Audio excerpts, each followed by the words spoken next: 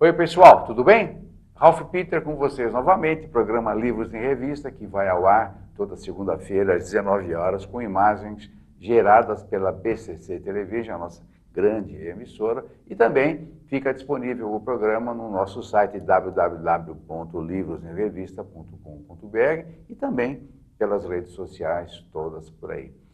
O programa Livros em Revista sempre tem e teve o firme propósito de levar até vocês um bom entretenimento com elevado teor de cultura. Desta feita não será diferente.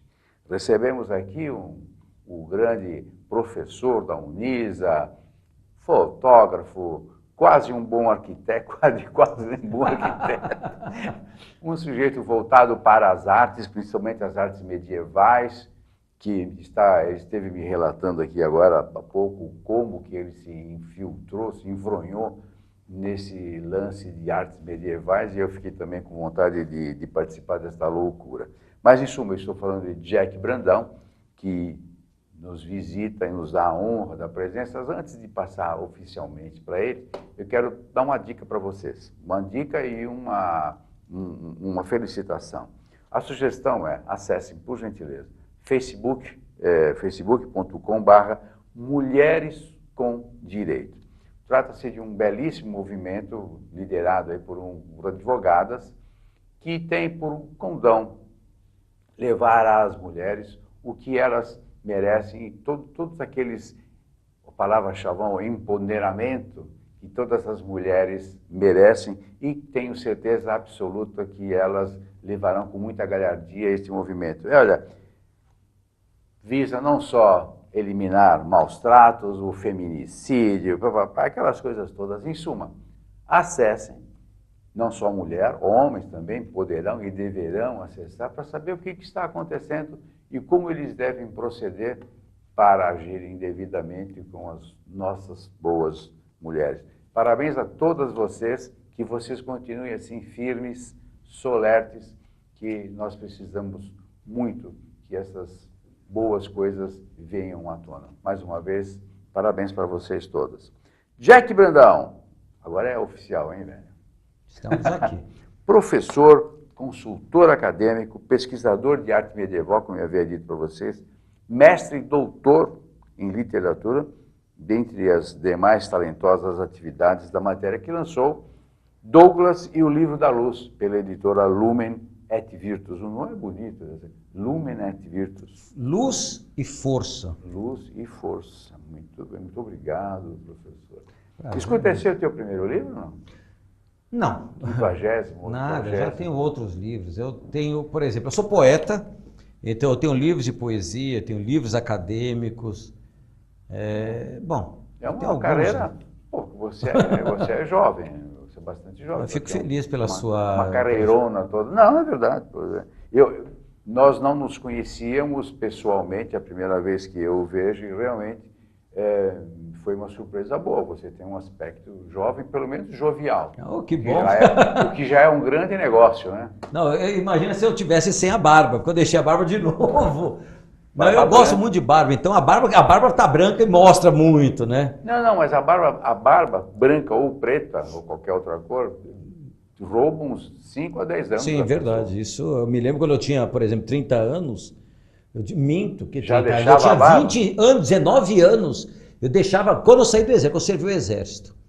Aí eu deixei, falei, não quero mais fazer barba, pelo menos por um tempo. Então durante um tempo eu deixei a barba. Eu tinha 19 para 20 anos. Nossa, me davam 35 anos na época. Eu pego foto, eu olho assim, meu Deus do céu. Como é que eu consegui ficar mais novo? Mas é exatamente isso. Fora a grande modéstia, naturalmente, lógico. Não, mas o tempo passa, não tem jeito. Claro. Só que aí você... Passa e é cruel, não, o espelho também é cruel. Não dá, e outra coisa, e o trabalho que dá para ficar pintando esses fios de branco é algo terrível. Hoje eu deixei aqui... Mas vem cá, você não pinta a barba de branco, mas o cabelo, com certeza, de preto, você pinta, né? É engraçado você ver, mas você sabe que já me perguntaram isso? Escuta, é verdade, é um já contraste, me perguntaram, né? Isso. Falaram, é engraçado, minhas filhas falam, papai, é engraçado, sua barba branca e seu cabelo preto. Eu falo, você vê, eu era ruivo, Então, durante muito tempo eu era ruivo. O que é? Você é um camaleão, vai bom, se transformando, vai ser... Mas é o tempo. Daqui a pouco, eu vejo o seu cabelo branco assim, eu falo, um dia eu vou chegar lá. Um dia eu vou chegar lá. Eles são brancos que sobraram, né? Aliás, você sabe como chama o meu corte de cabelo? Piscina. Piscina. Sabe por quê? Não. Porque de cima você vê o fundo. Tô vendo que o meu daqui a pouco tá chegando igual. O meu já virou aeroporto. Escuta, meu. O Jack como é que é o livro? Douglas e o Livro de Luz. Bom, a que devemos? Bom, o Douglas e o Livro de Luz é uma coisa muito interessante. Como nós estávamos conversando em off, eu vou até comentar rapidamente Por favor, a minha questão. O espaço é teu. Muito obrigado. A questão toda é a seguinte, eu há muitos anos, eu trabalho com a questão da imagem. Então, por exemplo, eu comecei meu mestrado, antes do meu mestrado, na realidade, eu sempre fui voltado à pesquisa. E uma das minhas pesquisas primordiais, que comecei, na realidade, com ela, foi a questão do nazismo. Então, eu comecei a escrever um romance sobre o Hitler, isso já faz muitos anos. Foi antes do meu mestrado. Terminou o romance? Não, acabei ainda, só para você ter uma ideia. Então, eu tenho quase 400 páginas escritas, que é um romance acadêmico. Aí eu entrei no mestrado na USP. Entrei no mestrado. Como mestrado, ainda continuei escrevendo o livro. Aí entrou o doutorado, já foi impossível. Então, quando eu entrei no doutorado, eu não consegui mais conciliar. Então, só para você ter uma ideia, então é algo que já existe anteriormente ao mestrado e doutorado.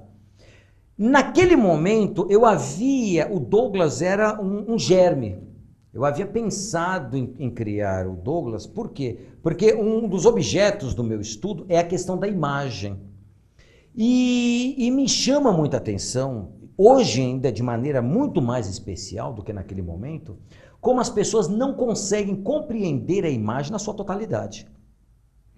Porque nós temos uma falsa impressão de que a imagem é algo extremamente simples de se ver e simples de se ler. E quando eu digo de se ler, eu digo entre aspas. Por que entre aspas? Porque durante muito tempo eu tive muitas discussões com os meus alunos a respeito da questão da leitura da imagem. Porque todas as vezes que eu dava uma prova ou fazia uma atividade, eu colocava, leia a imagem tal e faça a atividade. Aí os alunos me perguntavam, poxa professor, mas nós não temos ler só texto? Desde quando que se lê imagem? E eu falei, desde sempre. Então você vê, entrei no mestrado, eu trabalhei com a questão do barroco. Ou seja, eu fiz uma análise de um poeta alemão chamado Andreas Gryphius. Então eu fui trabalhar com o barroco alemão. No doutorado eu também trabalhei com o barroco alemão. Não só com o Gryphius, mas ampliei o escopo com grande parte do leque dos autores alemães, dos autores barrocos alemães. Só que no mestrado já me chamou a atenção uma coisa de modo especial, que foi a recepção. Como eu recebo essa imagem, que é aquilo que eu chamo de imagens extemporâneas, hoje. Por quê? Começou a me chamar muito a atenção o fato de que os meus alunos já não entendiam mais as imagens literárias. Eu vou dar um exemplo, eu dei aula do Dante Alighieri, que você conhece. Então, eu dei aula no Dante. São Paulo, para quem não... Dante Alighieri é um colégio formado basicamente pela colônia italiana, aqui em São Paulo, no bairro dos Jardins, um colégio primário. Exatamente, um colégio top, um colégio que tem 100 anos já, que é de 1911, não me falha a memória. Bom, então, e me chamou a atenção que os meus alunos, eu ia trabalhar com a questão do barroco, por exemplo, eu ia trabalhar com o Gregório de Matos, e eles não conseguiam mais entender as imagens. E eu falava, caramba, mas são imagens religiosas, no mínimo. Cordeiro, o que é cordeiro? O que é... E eu falei, Aí é um lance de cultura, né? Não, mas não é. O tempo foi mudando, o pessoal começou o quê? A esquecer realmente. Além da questão da própria cultura. Eu falei, caramba, uma cultura religiosa é o mínimo que você tem que saber. Você não precisa ser... Uma coisa que me chama a atenção, por exemplo, na Europa, e que nós não temos no Brasil, é o seguinte. Na Europa, mesmo que a pessoa, a família se diga ateia ou agnóstica, ateia não, agnóstica, eles colocam os filhos ou na escola dominical, no caso dos protestantes, na região protestante, ou no catecismo, na região, por exemplo, onde há o domínio católico. Por quê? Não pela doutrinação, entre aspas, mas para que ele aprenda o quê? Cultura. A história. Exatamente. No Brasil nós não temos isso, pelo contrário, você rechaça isso. Então é algo que eu comecei a notar nos meus alunos. Então, a partir daí eu falei, opa, tem alguma coisa diferente aqui. Então, no doutorado, o que começou a me chamar mais atenção foi a questão da própria imagem. Como esses alunos, como esses jovens, como essas pessoas estão olhando, estão lendo as imagens. Daí me surgiu a ideia do Douglas. Porque o Douglas e o Livro de Luz, na realidade, é exatamente isso. Busca ser uma arqueologia imagética. Logo no início do livro eu coloco assim, um romance dito iconofotológico. Porque a iconofotologia é exatamente o quê? A iconofotologia é a minha teoria da imagem. Quando eu digo minha, é porque eu estou construindo a teoria já faz mais de 20 anos. Tanto que eu estou para lançar o meu livro sobre a iconofotologia. Iconofotologia. Iconofotologia. A iconofotologia, o nome vem de 3 nomes, de 3 palavras gregas. Icono vem de eikon, que significa imagem em grego. Foto vem de fotos, ou fós, que é luz, que vem a palavra fotografia, que é o quê? A escrita de luz. E logos vem da palavra imagem. Então, nós temos a chamada iconologia, que é o estudo das imagens. Nós temos a iconografia, que é a escrita das imagens. E tem aquilo que eu chamo de iconofotologia, que é como nós lemos essas imagens de tempos temporâneos, à luz da sua época.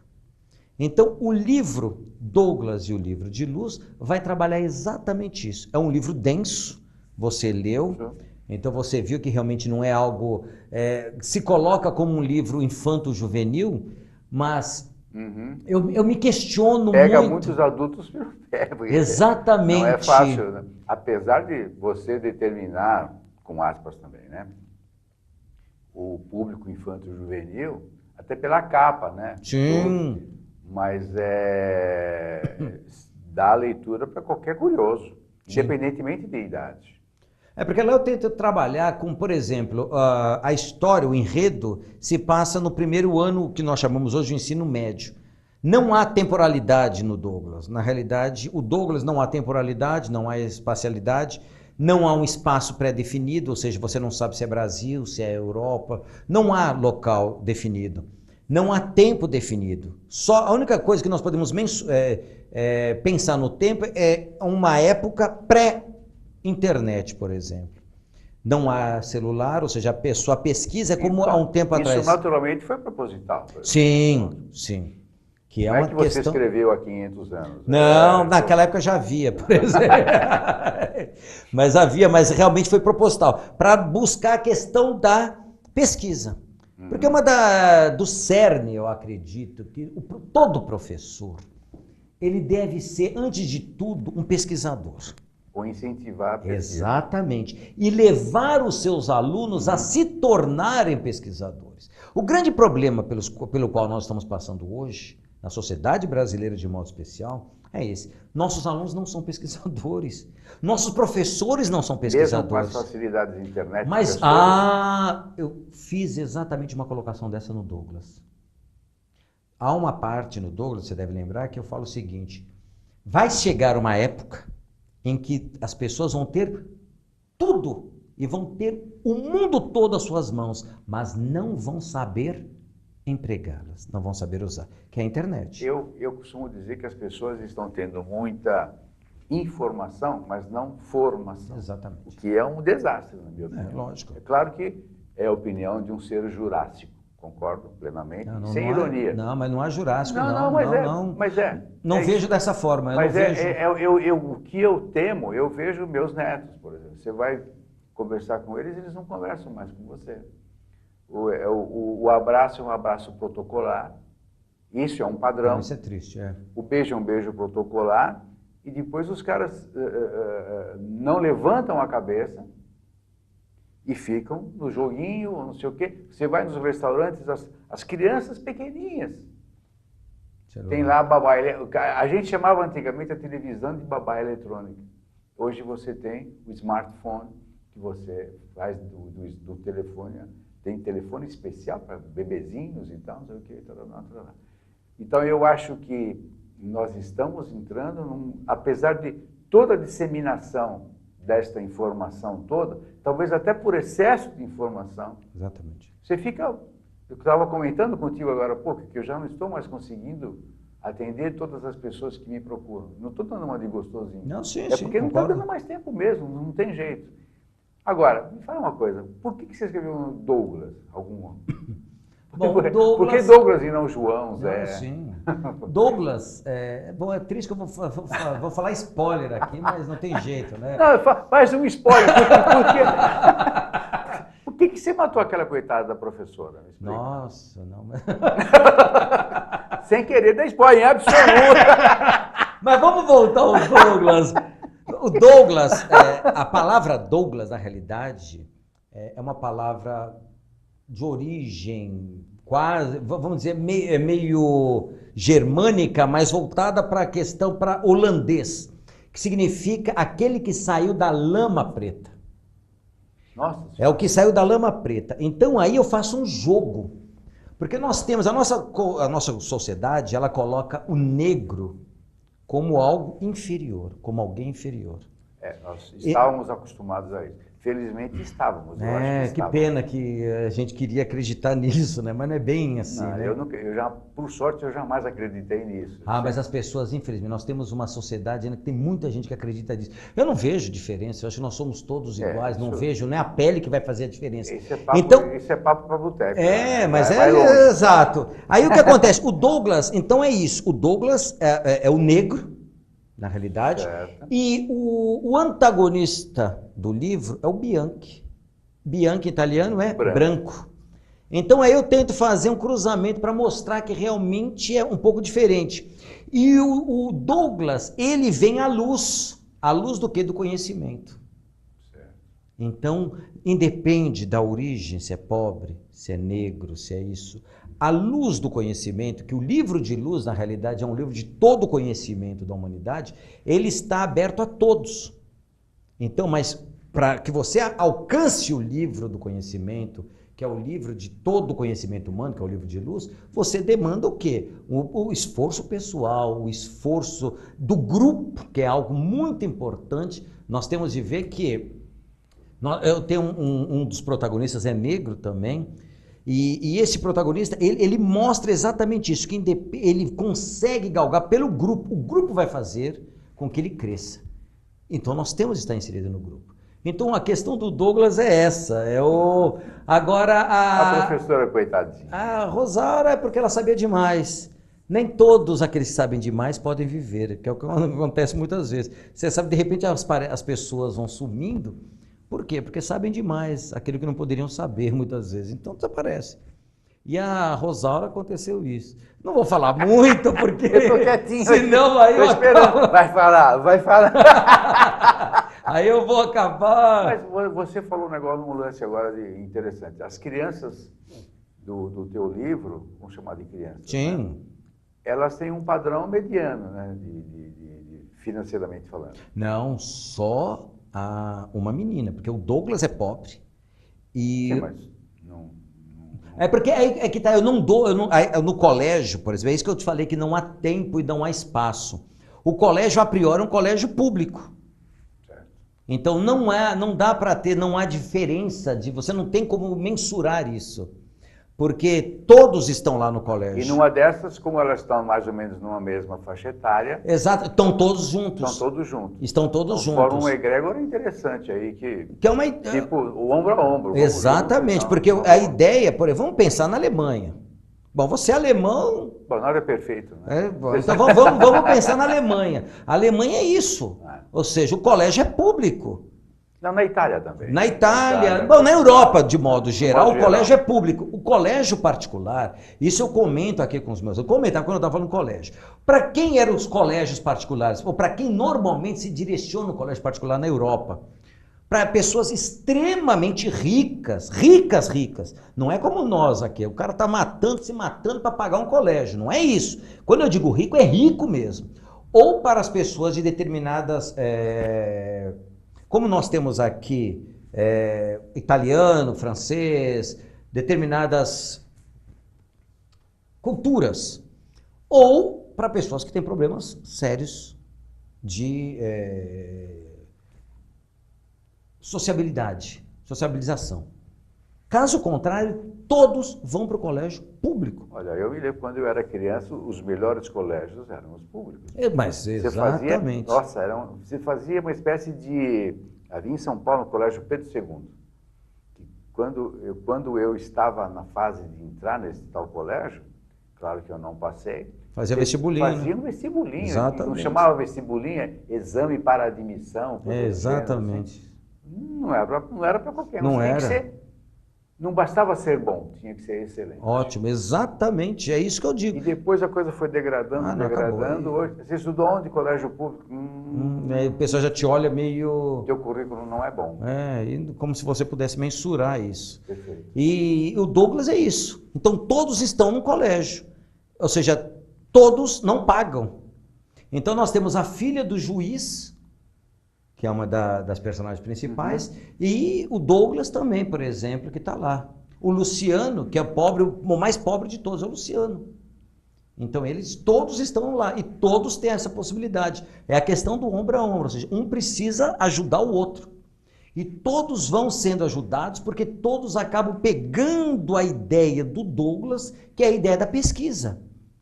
Porque aquilo que eu digo para você, e digo para todos, sem um aluno pesquisador, nós não temos uma escola boa. Mas isso é algo que o professor tem de levar, o aluno tem que ficar dando a chama.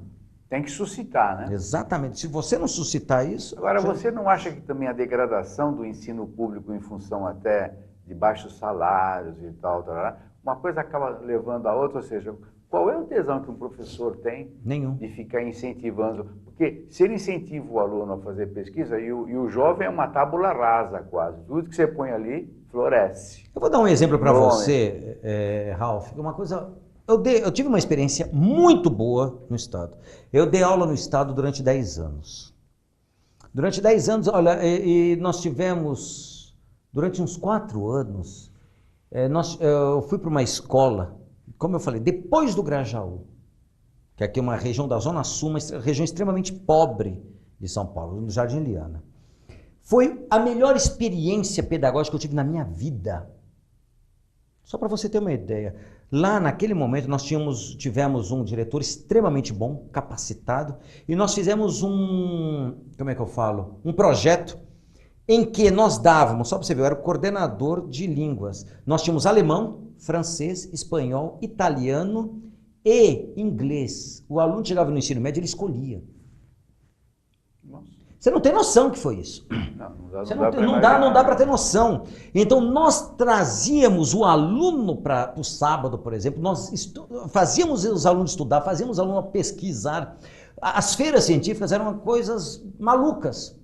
Muitos desses alunos entraram na USP na época, enquanto a grande maioria não entrava. Nossos alunos entravam na USP. Então, é o trabalho do pesquisador. Agora, você tocou num ponto que tem muito a ver, lógico. Um professor, não é nem a questão que o professor não tem tesão de dar aula. O professor não aguenta de tão exaurido que ele está de dar aula. O cara, para ter um salário digno, o cara tem que dar aula 3, 4, 5 escolas. Por dia, né? Por dia. Com uma sala de 50 alunos, não há ser humano que consiga chegar a esse povo. Não, e se ele consegue incitar os alunos à pesquisa, ele vai agregar mais trabalho, porque ele não tem tempo. É aonde eu ia chegar. Não tem tempo mais. Esses nossos alunos, só para você ter uma ideia, eu me lembro que uma vez eu briguei assim, discuti com uma aluna em sala, exatamente por causa disso. Depois nós nos tornamos grandes amigos. Por quê? Porque você começa a trabalhar o aluno, fazê-lo pesquisador, fazê-lo questionador, ele vai te questionar. Lógico. E ele não vai aceitar tudo. E era o que acontecia. Os professores que vinham, por exemplo, de outros colégios que iam dar aula lá, eles não aceitavam, eles achavam algo extremamente... Chicotada, né? E quando nós tínhamos as reuniões, ela falou, tal aluno é horrível. Eu falei, opa, como? Então, havia o corpo docente que estava há muito tempo lá, como você vai falar de tal aluno? Porque eles não sabiam o que era, que na verdade é a dialética. É o ir e vir, é o ir e vir, é o ir e vir. Eu passei por isso, eu dei aula num colégio noturno uma vez, um bairro bem pobre aqui em São Paulo, mais ou menos, só que na Zona Leste. E passei por isso também. Olha, cuidado com aquele fulano lá, cuidado com aquele lá. Depois... Bom, Você foi descobrir que... Aí já é o entrevistado é você aqui, mas é por aí, por aí. O professor que vem de fora já, além do preconceito natural, ainda ele é eivado por informações desastrosas, que o deixam até mais atemorizado. Exatamente, fica com o pé atrás sempre. Fica. E aí, coitado do aluno, ele está lá à espera de alguma coisa que você tem que dar, é a tua obrigação. Porque o professor, antes de mais nada, é um estoico, é um idealista. Particularmente no Brasil, o cara é um idealista. Infelizmente. É desrespeitado, hoje ele é desrespeitado, ele apanha na sala de aula e vai por aí. Aí então fica um turvelínio de situações que você não sabe mais quem deu o primeiro tiro, quem é quem. É engraçado, isso é algo extremamente triste, porque você vê, eu sou professor. Sim, e jamais deixará de ser. Exatamente, eu não estou professor. Sim. A grande sacada do verbo ser e estar no Brasil que... Você não é professor porque você quer ganhar dinheiro, é porque é um intuito, é um talento, e é talento. Mas é talento mesmo, você tem que ser ator. O professor tem que ser ator. Agora, quando você entra numa sala, como eu havia dito, 50 alunos, o pessoal cansado, noturno muitas vezes, o pessoal já trabalhou o dia inteiro. Tem cara que dormia na sala. E dorme, porque o cara não aguenta. E eu deixava. Fazer o quê? De passar. Agora você vê, eu também, muitas vezes. Agora você vê, diante disso, com uma carga horária monstruosa. Não dá. O cara tem que ser super-herói. Infelizmente, nós estamos encerrando. Madonna, não começamos ainda? Mas que? Tenho culpa que você fala muito. Eu nada. Você está me perguntando, você foi me... Escuta, tem algum outro no forno desses tantos que você já escreveu? Não? Nesta linha, por exemplo, não. Que eu achei excelente. Não, sim. O livro, pessoal, na boa, desculpe o corpo presente, sim. Mas é uma obra-prima mesmo, particularmente pela sua intenção, pelo seu envolvimento, e é um livro envolvente. Muito bem escrito, muito bem editado, parabéns à Lumen, que olha, eu não conhecia essa editora e foi uma belíssima surpresa mesmo. E ter conhecido você então, nem se fala. Voltando, vai ter outro rapidinho? Bom, o Douglas na realidade é o primeiro de 5. Realmente eu não estou tendo tempo. Modesto, você está na fase modesta da Não, vida, mas um dia eu vou aposentar. Um dia eu aposento ainda. Eu ainda vou conseguir aposentar. Eu vou poder continuar. Bom, naquele condomínio que você mora, você tem que se aposentar e rapidinho. Não, mas lá você não tem o meu jardim para mexer, cara. Não adianta. Lá eu vou pro meu jardim, cara. Mas então, vai ter rápido? Não, ainda não. Porque este ano eu vou lançar agora 2 livros no segundo semestre. Eu estudo, como eu havia dito, a questão da imagem. Eu estudo Sudário de Turim também. Então eu vou lançar 2 livros agora. Um é um romance também, sobre o Sudário de Turim, a saga perdida do Sudário, a saga desconhecida do Sudário de Turim e de sua igreja.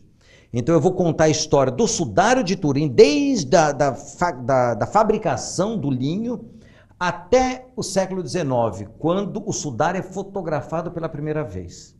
E a partir daí o sudário passa a ser o quê? Um objeto de pesquisa histórica e de pesquisa científica.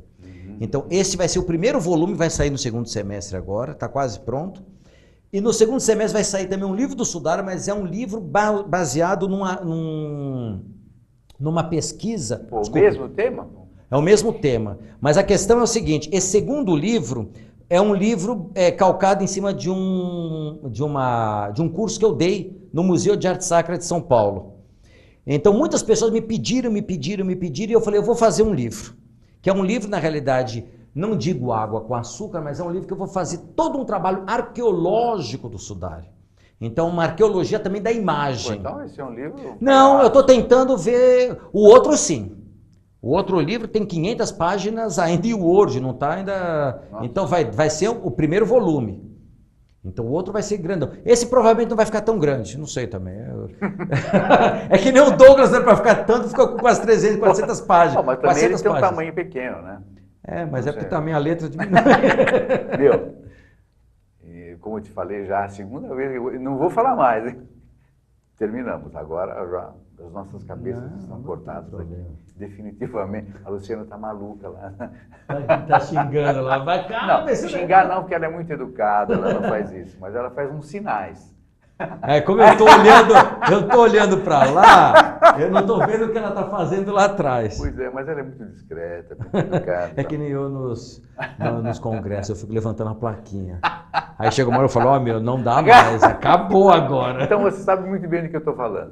Meu querido. Meu caro, olha, mais uma vez agora falando sério, muito obrigado pela visita. Eu que agradeço. Nos honra sobremaneira. Tenho certeza que eles todos adoraram e exigimos a tua volta o mais rápido possível. Será um grande prazer. Portas, janelas, todas abertas. Definitivamente, você só vai ganhar um crachá, vem a hora que você quiser, numa boa. Será um grande prazer. Você é uma pessoa belíssima. É muito bom bater papo com você. Muito obrigado. Eu acho... é um bate-papo mesmo. Não, mas isso é um bate-papo. É como se nós conhecêssemos há muitos anos. Nós falamos uma vez ao telefone, né? Não, mas aquilo só 40 minutos. Só mais, meu, deu quase uma hora. Não, mas é a nossa característica. Quando a gente acha alguém assim, digamos, com o mesmo perfil, vai longe. Né? Isso é muito bom. Não precisa nem ter pinguinha e cervejinha, né? Vai embora numa boa. Imagina se tivesse pinguinha e cervejinha. Pessoal, nós conversamos com o mestre Jack Brandão, que trouxe ao mundo o Douglas e a Busca da Luz. E o Livro de Luz. E o Livro de Luz, que, olha, eu recomendo para adulto, criança não, mas o jovem a partir dos 14 anos já está de bom tamanho, né? Olha, um livro muito bem editado, um belíssimo de um presente para qualquer pessoa que queira se instruir e ou então acender alguma centelha para uma boa pesquisa, uma boa instrução. Vale cada centavo, custa só R$280. Nossa, já pensou? A gente nunca fala o valor, aliás, porque eu nem sei mesmo. Gente, mais uma vez, muito obrigado, pessoal da técnica, a Luciana, o Verão, toda essa trempa que nos inserem nas maquinetas que vocês possuem. Maria Estela Guedes, que através do seu site www.com, situado em Lisboa, nos insere em todo o universo lusófono, dando-nos uma audiência muito boa, principalmente bastante gabaritada, bastante aquilatada, que naturalmente vão adorar você. E também a jornalista Mariana Mascarenhas, que fez essa nossa ponte. Nossa assessora de imprensa. Sobremaneira, que é a Mariana Mascarenhas, é localizada no www.ecoarassessoria.com. Acho que é isso mesmo, né? Ecoarassessoria.com.br. Uma menina bastante gentil, menina mesmo ainda, porém muito eficiente. Mariana, muito obrigado. Pessoal, até a próxima. Muito obrigado pela paciência, a audiência e principalmente a nossa amizade. Até a próxima. Tchau, tchau. Tchau, tchau.